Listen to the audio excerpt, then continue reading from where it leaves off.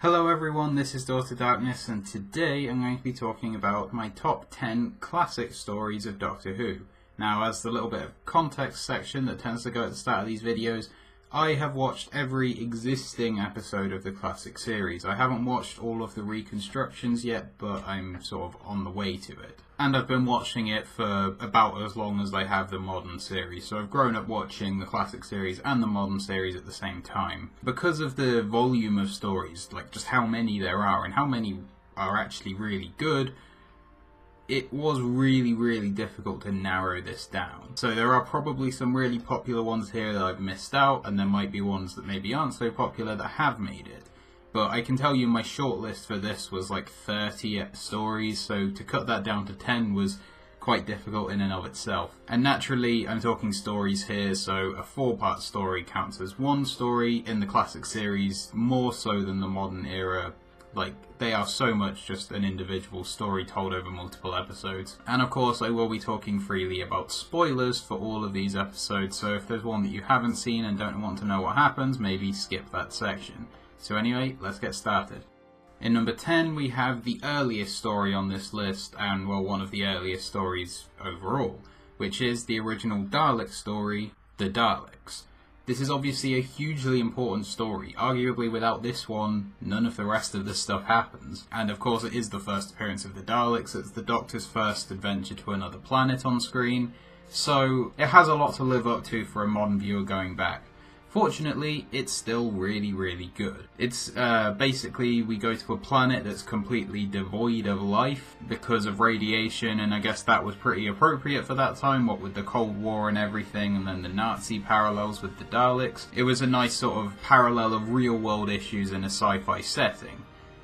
Most of the stuff here is pretty well done. Particularly, I liked the Daleks' attempt to use the Doctor and Susan in particular to kind of lure the Thals in so they could destroy them, because at this point we didn't really know much about the Daleks, and of course it did turn out that they wanted to destroy anything different to them. And the later episodes where you see the Doctor and his companions trying to convince the Thals to give up their pacifist ways because they're against a foe that can't be reasoned with, all that stuff is really good. And given that the show was only just starting, and like we didn't know how long it was going to go, this is pretty heavy stuff to get into on the second story. It was a risk, and one that certainly paid off. The main issues here are with pacing. Because it's 7 episodes, particularly episodes 5 and 6 can drag a little bit as we kind of spend a long time going back to the Dalek city.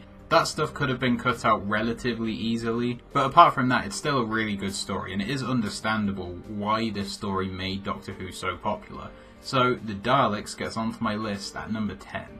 In number 9, The Claws of Axos, which is obviously a 3rd Doctor story featuring Unit. Now this is an era that I really like as a whole, but it is kind of hard to pick out the standout stories. Most of them are very good, but I chose this one as the representative of this era on the list. Because while it does follow the general formula of Season 8, where you've got like the Master kind of working with an alien threat, but then forced to kind of help the Doctor at the end to defeat them and then eventually escaping, it does follow that formula, but I think it's the one that does the formula the best. And I think that the Axons are a big part of that, because it is an alien that's wrapped in mystery, and I like that.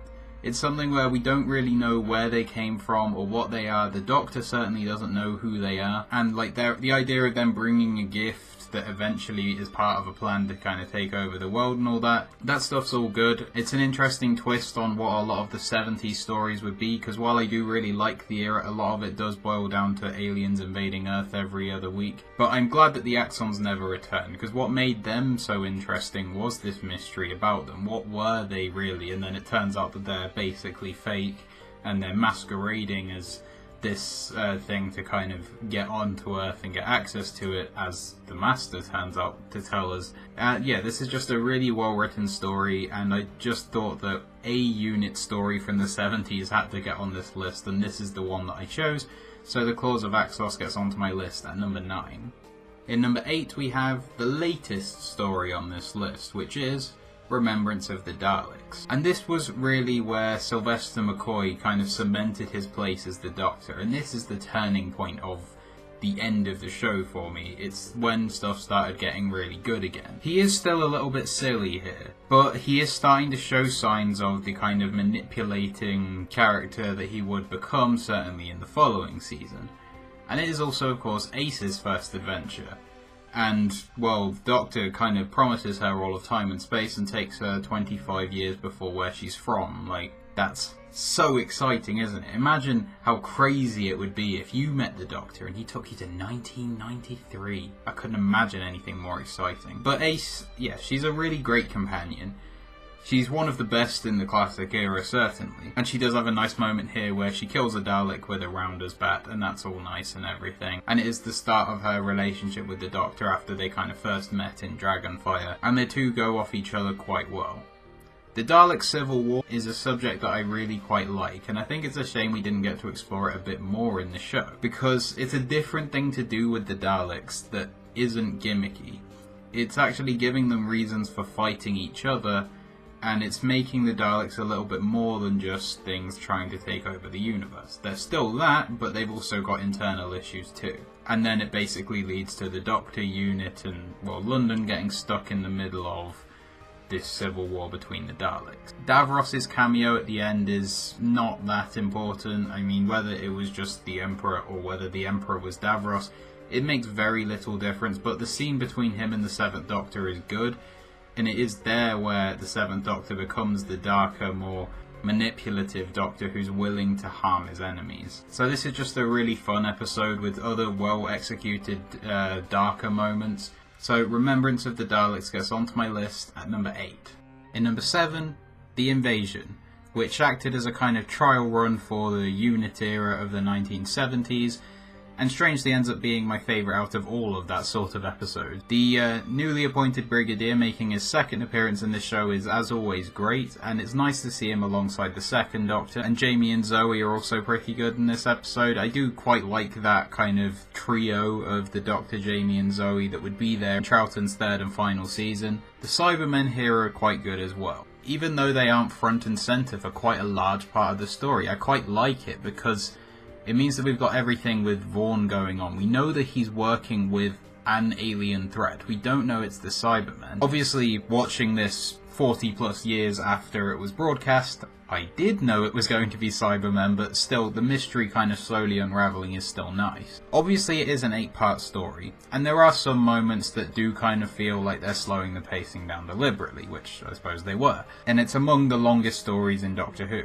But I think for being an 8-part story, it is not that bad in that way, but it's written well. Everything is still enjoyable. For an 8-part story, it's one that I still like rewatching a lot more than any of the other really, really long stories like, say, the War Games, which is not a bad story, but it's 10 parts and I don't want to rewatch that all that often. The cliffhanger where the Cybermen, like, walk onto the streets of London is really good, and it's definitely one of the more iconic images of certainly 60s Doctor Who, and it does just contribute everything all together to make this a really good kind of Earth invasion story before they became the norm as they are, well, certainly in the 70s and, well, in the modern era as well. I also think this is a good story to get into 60s Doctor Who because of the way it bridges with the 70s, and while it is 8 parts and 2 of the episodes are animated because the original versions of them are missing, it is just such a fun watch. So The Invasion gets onto my list at number 7. In number 6, The Time Meddler, which is another very important story in the history of the show because it's the first historical story where the history isn't the be-all and end-all of what we're seeing. You know, the modern formula where you have an alien threat kind of affecting the past. Well, that started here with the Time Meddler, and that alien threat is the Meddling Monk, who is the first other Time Lord that we see in the show apart from the Doctor. Obviously, we don't know they're called Time Lords yet, but still, it's the first of the Doctor's people that we see. And it does work really well. The first Doctor and the Monk do bounce off each other quite well with their, like, discussions with the Doctor kind of saying that you need to preserve history, and the Monk sort of saying, no, changing history is a good thing, you can improve it for the better. Obviously the Monk's eventually defeated and everything ends up nice, and the Monk would only appear one more time in the Daleks' master plan, but he does work really well as a sort of two-time villain that could have had the potential to be a recurring character. And it is nice to see the Doctor's earlier attitude to meddling in time, because now, obviously, they've got the kind of fixed and fluid moments in time and all that sort of stuff that they've brought into the new series a bit more. There's stuff you can change and stuff you can't. Well, here the Doctor's more, you can't change anything. It's like what he said in the Aztecs, that you're not allowed to change one line of history. And then you've got another Time Lord who kind of thinks the opposite, that you should use your power for good. And it is an interesting moral dilemma between the two of them, and it does make for a really good story. And it is certainly a good story to get into Hartnell's Doctor Who as well. So the Time Meddler gets onto my list at number 6.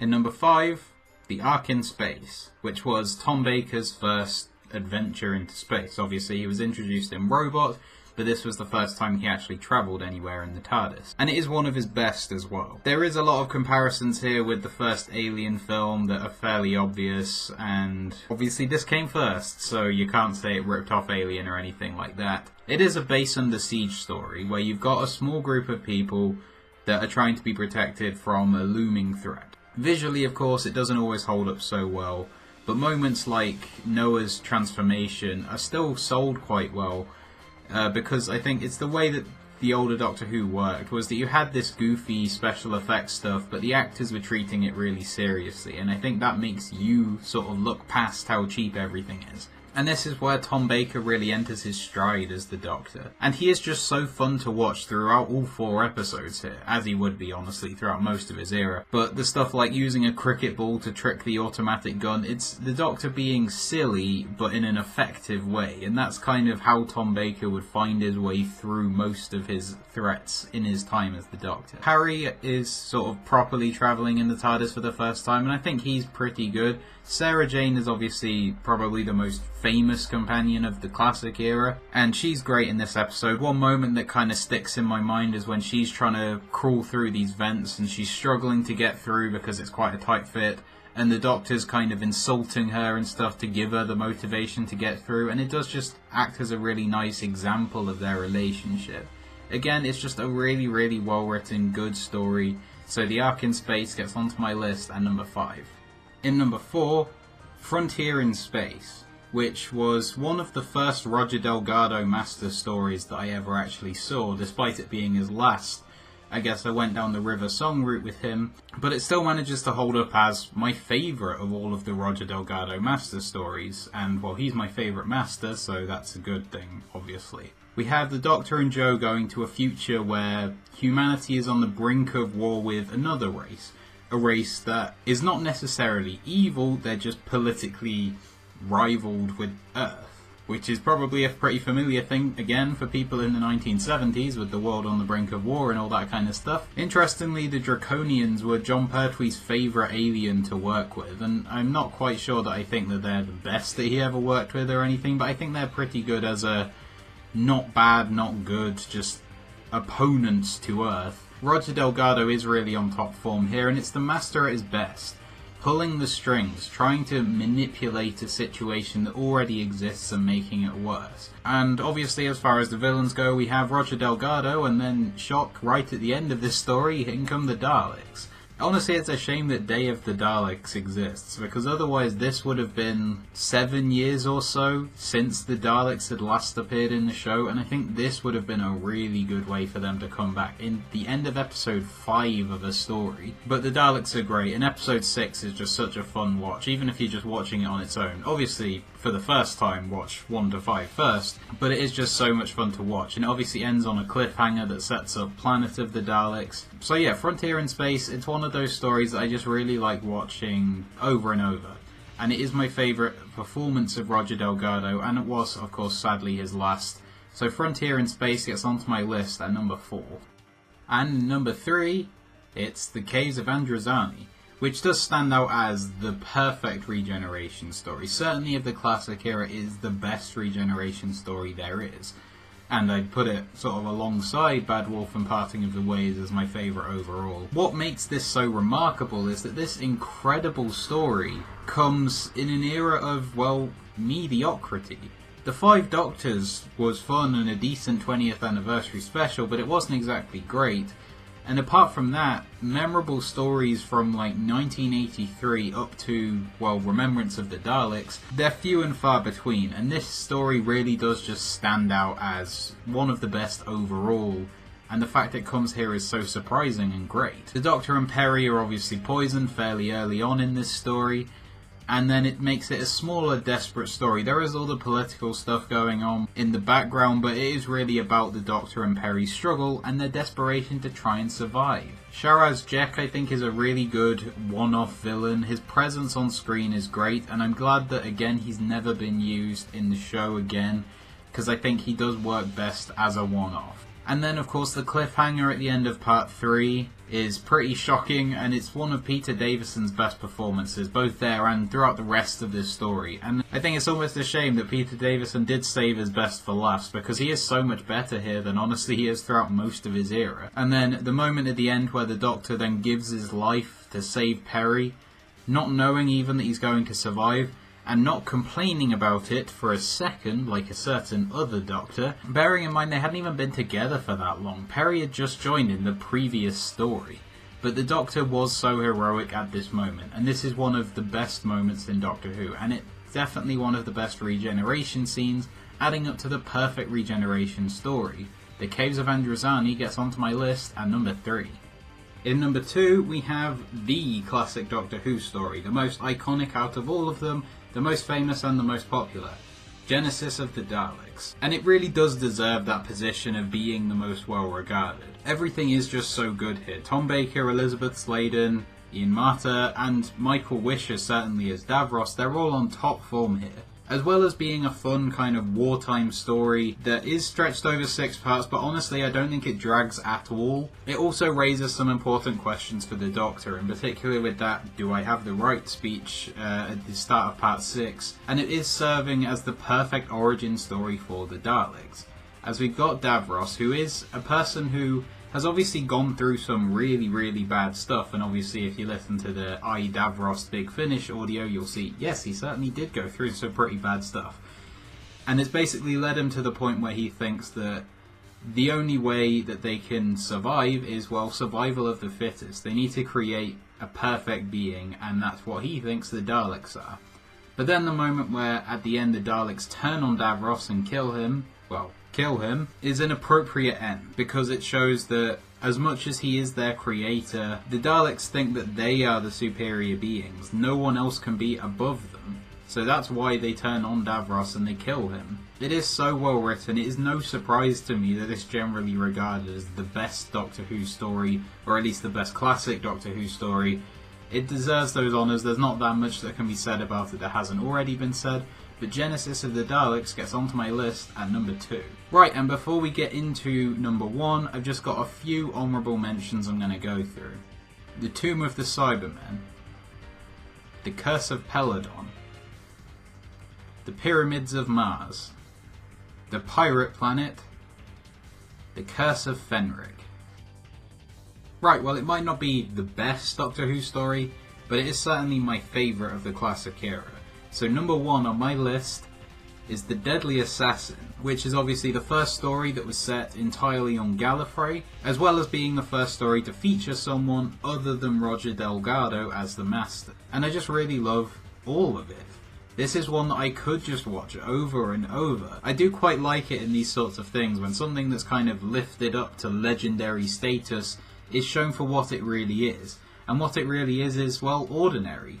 Nothing is perfect, and the Time Lord hierarchy is pretty corrupt and mundane and, well, kind of like politics in the real world, and I quite like seeing that. Peter Pratt as the Master, well, his performance is hindered heavily by his makeup that is pretty crazy, and I do actually quite like the look of the Master in this episode, as much as I might have used his image as a meme quite a lot. But the Master here, on the brink of death, just doing anything he possibly can to survive and sod the rest of the universe, it is exactly how, like, any version of the Master would act on the brink of death. And it gives a different dynamic. We've got a new Doctor and a new Master at this point, both wanting different things. And the scene in The Matrix is one that I really like, with the Doctor kind of thrown into this world that's under the Master's control. And then the final confrontation between the Doctor and the Master, I mean, it's a little bit clumsy, but it's alright. Honestly, it is just here because I enjoy watching this so much. This is my favourite Doctor Who story, and The Deadly Assassin gets onto my list at number 1. Okay, so that's it. That's my top 10 classic Doctor Who stories. Please feel free to leave your list in the comment section below the video. And while you're down there, please like this video if you did. And if you liked it, then check out my other videos and subscribe to this channel. And as always, thank you for watching.